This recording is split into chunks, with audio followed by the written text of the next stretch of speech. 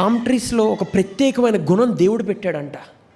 ప్రత్యేకమైన గుణం ఏంటంటే, ఎంత భయంకరమైన గాలిలో వచ్చినా అది నేలకు అంటుకునే అంతగా వంగగలదు, మళ్ళీ తిరిగి లేవగలదు అంట. అప్పుడు కీర్తనలు ఇలా రాయబడి ఉందండి. దగ్గర బైబిల్ గ్రంథం ఉన్నట్లయితే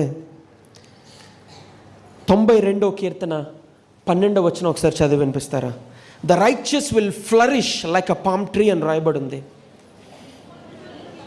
నీతిమంతులు ఖర్జూర వృక్షం వలె మొవ్వు వేయుదురు. నీతిమంతుడు ఖర్జూరపు వృక్షం వలె they will flourish like a palm tree అని రాయబడి ఉంది. ఎందుకు కీర్తనకారుడు ప్రభు అలా రాయించాడు? వేరే ఏ వృక్షానికి ఆ శక్తిని, ఆ సామర్థ్యాన్ని లేదు, కానీ ఈ పామ్ ట్రీకి మాత్రమే ఎందుకు ఆ సామర్థ్యం ఉంది? ఒక్కసారి ఆలోచించండి. ఏ స్పిరిట్ అయితే, ఏ ఆత్మ అయితే, ఏ శక్తి అయితే ఆ పామ్ ట్రీలో పెట్టాడో అదే శక్తి ప్రభు నీలో కూడా పెట్టాడు. హల్లెలూయా. ఎటువంటి పరిస్థితి వచ్చినా, ఎటువంటి ఇబ్బంది వచ్చినా, ఎంత భయంకరమైన గాలులు, తుఫాను నీ జీవితంలో వచ్చినా నువ్వు నేల మట్టం అయిపోయి అక్కడే ఉండిపోతావు నువ్వు అనుకుంటున్నావేమో, కానీ గాలిలో ఆగిన మరుక్షణం నిన్ను తిరిగి లేపుతాడండి మన దేవుడు. హల్లెలూయా. నువ్వు ఎదుర్కొనే పరిస్థితులు కొద్ది కాలం మాత్రమే. They are temporary. ఆ టెంపరరీ పరిస్థితుల వల్ల నువ్వు జీవితం అంతా ఇలాగే ఉంటుందని నువ్వు భయపడుతున్నావేమో. ఆ టెంపరరీ పరిస్థితి దాటిన తర్వాత నువ్వు ఊహించలేని స్థితిలో దేవుడు నిన్ను పెట్టబోతున్నాడు. హల్లెలూయా.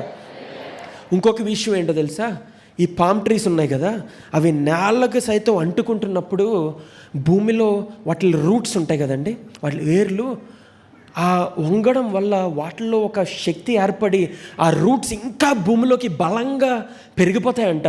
అంటే అది తుఫాన్ వచ్చినప్పుడు నేలకు ఎలా అయితే అంటుకుందో, మళ్ళీ తిరిగి లేచినప్పుడు దాని మునుపటి పరిస్థితి కంటే రెండింతల బలం, రెండింతల శక్తి, రెండింతల గాలిలో వచ్చినా సరే ఎదుర్కొనే సామర్థ్యం ఆ పామ్ ట్రీలో దేవుడు పెట్టాడంట. హల్లెలూయా.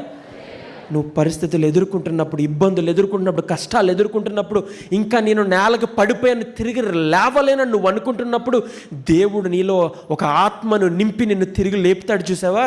తర్వాత ఇంకా భయంకరమైన పరిస్థితి వచ్చినా సరే, ఎలాగైతే ఆ పామ్ ట్రీకి రెండింతల శక్తి, రెండింతల బలం, ఇంకా నువ్వు భయంకరమైన తుఫాను ఎదుర్కొనే శక్తిని దేవుడు ఎలాగైతే పెట్టాడో నీలో అదే ఆత్మను ప్రభు నీలో పెట్టాడు. హల్లెలూయా.